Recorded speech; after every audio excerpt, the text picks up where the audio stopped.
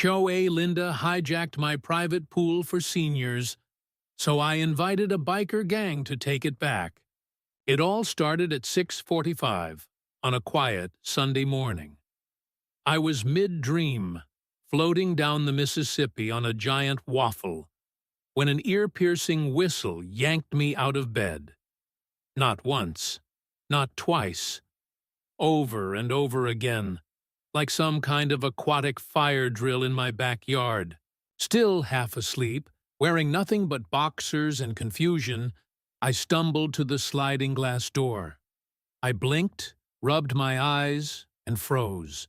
There she was, Linda, Vice President of the Ashbury Lakes HOA, known for her weaponized clipboard and disturbingly enthusiastic newsletters. And there she stood, decked out in a rhinestone-studded one-piece, leading what looked like a full-blown senior water aerobics class. In my private pool, 12 gray-haired ladies splashed and marched like they were training for the Aqua Olympics. Neon swim caps bobbed in formation. One even had pom-poms. My backyard had somehow become a community YMCA overnight, and I was apparently the last to know. Linda spotted me. "Oh, good morning, Mason. You're up just in time. We've added your pool to the Ashbury Lakes wellness calendar." I blinked again. "Excuse me?" One of the ladies mumbled. "He doesn't look thrilled." Linda waved her off. "Oh, Mason's just grumpy without coffee. Aren't you, sweetie?" "Sweetie! Grumpy! Lady, you're trespassing." I managed to sound halfway calm. "Linda, this is my property. You need to leave. Now." Her smile never wavered. "You clearly didn't read page 6 of the HOA newsletter. Our new Shared Wellness Resource Initiative passed by majority vote." "What vote?" I snapped. "I never agreed to this." "Well, you didn't respond," she shrugged. "And silence is considered abstention. That's democracy." "No, that's delusion. The war begins." The rest of that day was a blur of research, frustration, and strong black coffee. I dug up every HOA newsletter, email, and meeting note. No mention of my pool.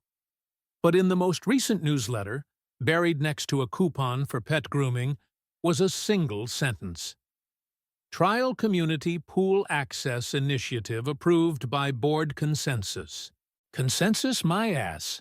I called Darren, one of the HOA board members. Semi-retired electrician.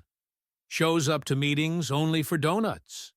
Turns out, he never even knew there was a vote. Neither did the other two members. Linda had fabricated the whole thing. She faked a vote. She created her own rule. She declared my pool the new hub of geriatric aqua fitness, and no one stopped her. So I started filming. Pictures, videos, flyers taped to my gate. Even her little plastic wellness officer badges. She was running a full-on cult. And then came the city inspector. Apparently, Linda filed a complaint against me for hosting unlicensed fitness events. She was flipping the script, making me the villain in my own home. Worse, my neighbors were buying it. People smiled and waved. One woman told me, "I think it's so great what you're doing for the community."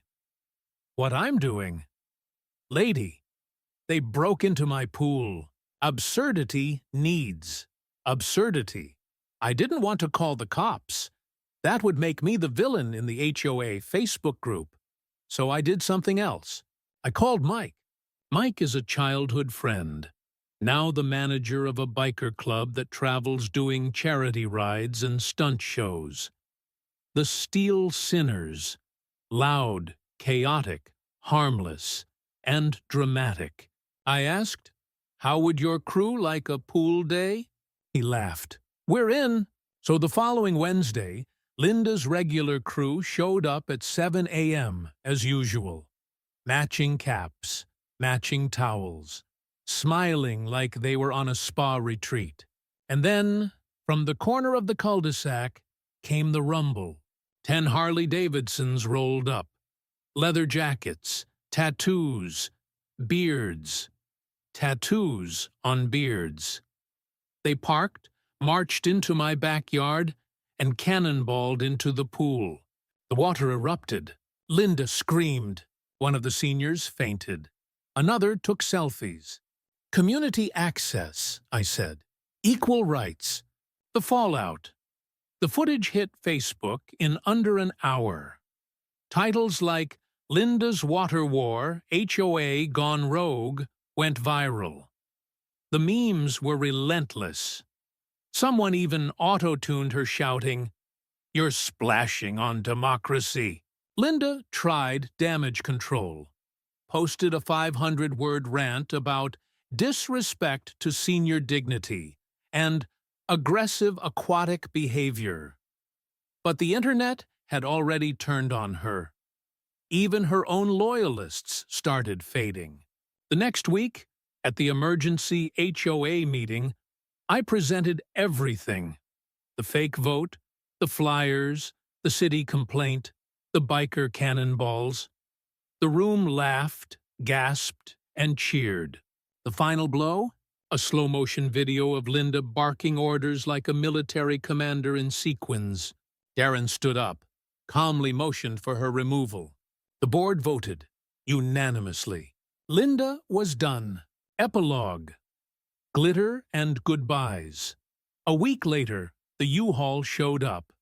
I watched from my porch as Linda's lawn flamingos, senior Zen signage, and inflatable dumbbells got boxed away like relics from a failed regime. She saw me. We locked eyes. No words. Just mutual understanding. Don't mess with a man's pool. To celebrate, the biker crew returned for a pool reclamation BBQ. Burgers, root beer, synchronized cannonballs, and a banner that read, "Wellness through freedom." So, what do you think? Was Linda just a misguided do-gooder? Or did she cross a line pretending community gave her power over someone's private space? And let's talk about it. Is it ever okay to prank someone to make a point in relationships or neighborhood drama? When does playful pushback become petty revenge? Drop your thoughts in the comments. Let's get real, because in neighborhoods like this, everyone has a Linda.